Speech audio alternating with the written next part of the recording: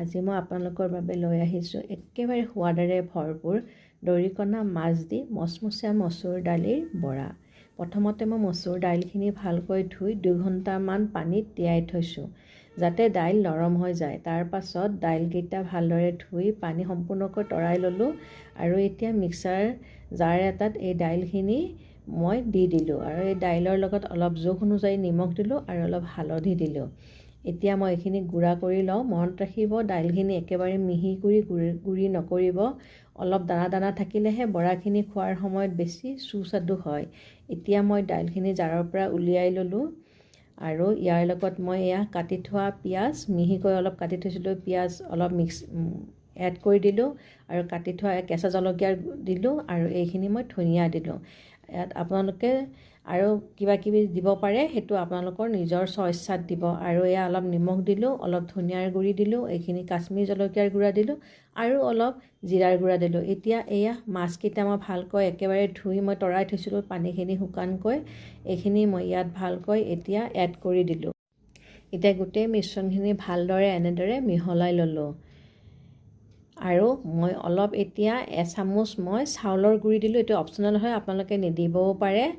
আৰু অকণমান এচামুচ মই মিঠাতেল দিলোঁ। তেতিয়াহে বৰাকেইটা মুচমুচীয়া হ'ব খাবলৈ আৰু বৰ টেষ্টি হয়। এনেদৰে ভালকৈ আকৌ মই গোটেই মিশ্ৰণখিনি ভালকৈ মিহলাই দিলোঁ আৰু এইফালে মই গেছটো জ্বলাই দিলোঁ আৰু এটা কেৰাহী বহুৱাই দিলোঁ। কেৰাহীটো গৰম হোৱাত মই মিঠাতেল দিলোঁ। মই মিঠাতেলেৰেহে বনাম আৰু এই মিশ্ৰণটো পাতল পাতলকৈ বহুৱাই দিছোঁ। মোটাকৈ নিদিব, নহ'লে ভিতৰচোৱা নহ'বগৈ। এনেদৰে গোটেই কেৰাহীটোত মানে তেলত ডুবাকৈ মই গোটেইকেইটা বৰা বহুৱাই দিছোঁ। আপোনালোকৰ মোৰ ৰেচিপি ভিডিঅ'টো যদি চাই ভাল পাইছে তেতিয়াহ'লে লাইক, কমেণ্ট আৰু শ্বেয়াৰ কৰিবলৈ নেপাহৰিব। আৰু আপোনালোকৰ আপোনজনলৈ আৰু বন্ধুবৰ্গলৈ মোৰ ৰেচিপিটো শ্বেয়াৰ কৰিব আৰু তেওঁলোককো চাবলৈ এটা সুবিধা কৰি দিব।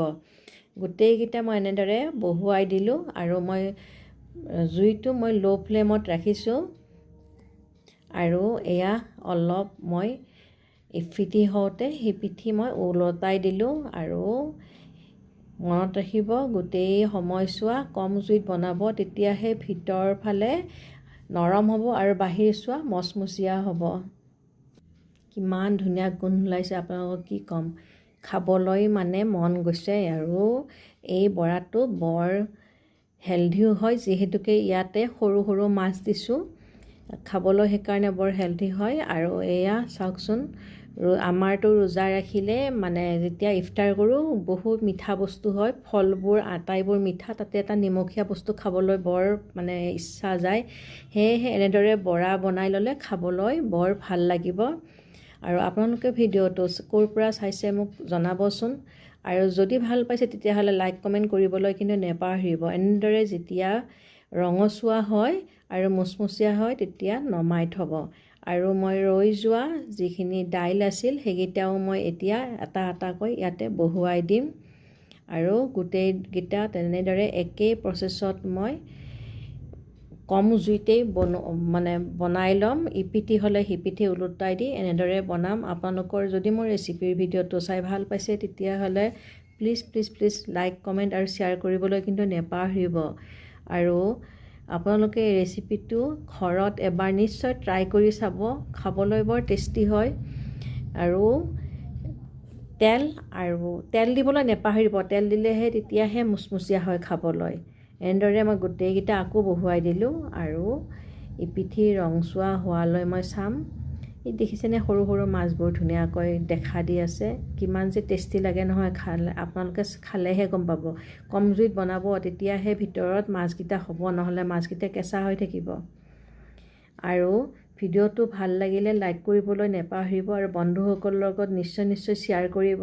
আৰু মোৰ চেনেলটো এতিয়ালৈ যদি ছাবস্ক্ৰাইব কৰা নাই তেতিয়াহ'লে ছাবস্ক্ৰাইব কৰিবলৈ নেপাহৰিব আৰু বেল আইকনটো টিপি থ'ব, তেতিয়াহে মই নতুন নতুন ৰেচিপি দিলে আপোনালোকলৈ ন'টিফিকেশ্যন যাব। আৰু মোৰ ৰেচিপি ভিডিঅ'বোৰ চাবলৈ কিন্তু নেপাহৰিব। মোৰ আটাইবোৰ বৰা ভজা হৈ গ'ল, এয়া চাওকচোন কি ধুনীয়া হৈছে দেখিবলৈ, যিমান ধুনীয়া লাগিছে খাবলৈ ইমান মজা হৈছে। আজিলৈ সামৰিছোঁ, আকৌ এটা নতুন ৰেচিপি ভিডিঅ'ৰ সৈতে দেখা হ'ম।